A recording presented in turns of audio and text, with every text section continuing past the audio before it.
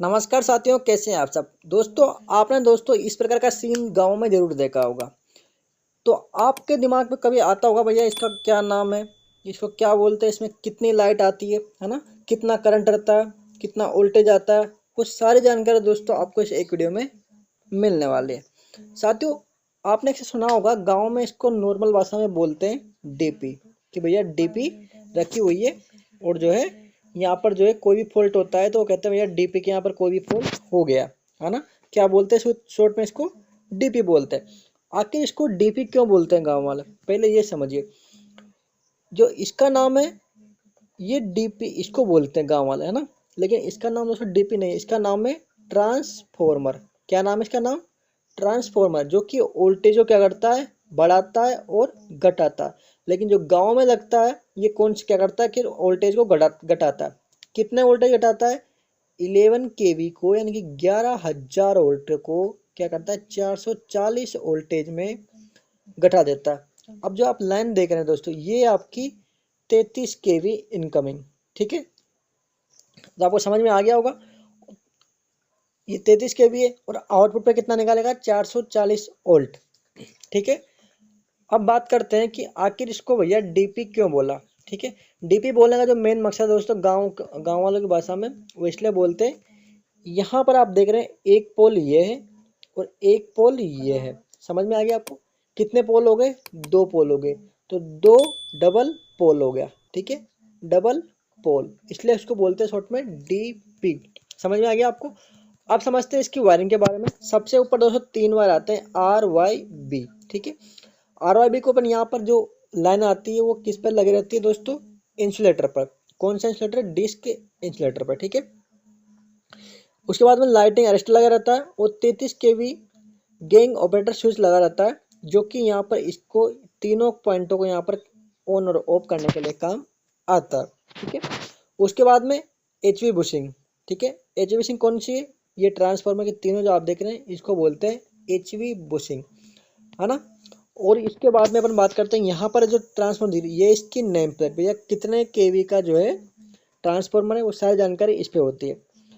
सबसे ऊपर जो दिखाई दे रहा है आपको, ये इसको बोलते हैं कंजर्वेटर टैंक। इसके नीचे दिखाई दे रहा है ये आपको पॉइंट वाला, इसको बोलते हैं ऑयल लेवल गेज। इसमें आपको ऑयल भरा रहता है, वो जानकारी इसमें होती है। सिलिका जेल यहाँ पर लगा रहता है। बुकोल्ज रिले, ये आप देख रहे हैं, इसको बोलते हैं बुकोल्ज रिले। फॉल्ट होने की कंडीशन में आपको सूचना देती है, इसमें ऑयल निकल जाता है। साइड में लगाते हैं इसमें कूलिंग फैन, ठीक है। एलटी बुशिंग, यहाँ पर एलटी बुशिंग लगी हुई है, जिनकी सहायता से अपन आउटपुट में करंट लेते हैं। यहाँ पर दोस्तों पीटी और सीटी कनेक्शन होते हैं और यहीं से आउटपुट आपके गांव के लिए, घर के लिए जो यहाँ से एक एक तार यहाँ पर जाते हैं। एक फेज वाला जाता है और एक न्यूट्रल वाला चल जाता है, ठीक है। आपके घर में एक फेज वाला और एक न्यूट्रल वाला, एक फेज वायर चला गया, एक न्यूट्रल वायर चला गया, तो ये हो गए आपके 230 वोल्ट सप्लाई। अगर आप यहाँ से जो है एक फेज ले गए और दूसरा भी फेज ले गए, ठीक है, तो ये हो गया आपके दोस्तों 440 वोल्ट। कितना हो गया? 440 वोल्ट हो गया।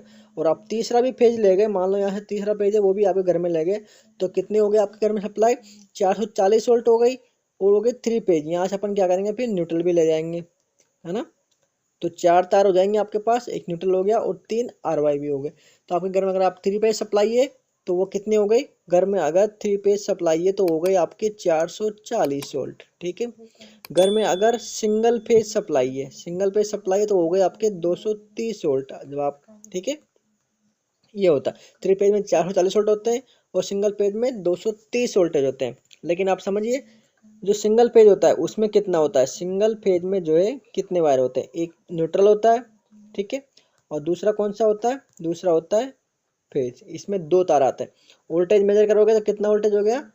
230 वोल्टेज।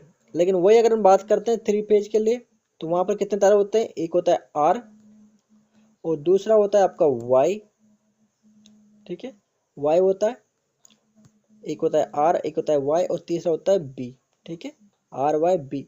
और चौथा तार होता है जो कि न्यूट्रल होता है, इसको क्या बोलते हैं अपन? न्यूट्रल होता है। अगर आप जो है एक फेज टू फेज इन दोनों फेजों के बीच में वोल्टेज मेजर करोगे तो वो आएगा आपका 440 वोल्ट, ठीक है। लेकिन हमें क्या करते हैं अपन, आपको बल्ब जलाना है, ठीक है। बल्ब अगर आपको जलाना है तो आप क्या करोगे? एक वायर यहाँ से लोगे, ठीक है। कौन सा वायर लोगे, वो फेज वायर ले लें अपने, कोई सा भी ले सकते हो। एक वायर यहाँ से लिया और एक वायर लोगे आप न्यूट्रल से, इस जगह से, यहाँ पर आप लगा दोगे बल्ब, ठीक है। यहाँ लगा दिया आपने बल्ब, तो ये हो गए आपके 230 वोल्ट, क्योंकि जो बल्ब होता है कितने में चलता है, 230 में चलता है। लेकिन अगर आपको 3 फेज मोटर चलानी है तो आप क्या करोगे, यहाँ से तीनों वायर लोगे, ठीक है। यहाँ से क्या करते हैं, फिर तीनों वायर लेते हैं। ये एक वायर यहाँ से, एक वायर यहाँ से, एक वायर यहाँ से, एक वायर यहाँ से, ये आपकी पूरी मोटर है जिसमें यहाँ पर लगा देते हैं और यहाँ से आपकी मोटर चलती है, क्योंकि 3 फेज है इसलिए इसको चाहिए 3 फेज सप्लाई, ठीक है। तो दोस्तों इस प्रकार से गणना की जाती है और इस प्रकार से वायरिंग होती है। ये कैलकुलेशन होती है जो कि सिंगल पेज और 3 पेज की है। दोस्तों अगर आप वीडियो अगर आपको अच्छी लगी तो वीडियो को लाइक कीजिए। मिलते हैं अगली वीडियो में, तब तक के लिए जय हिंद।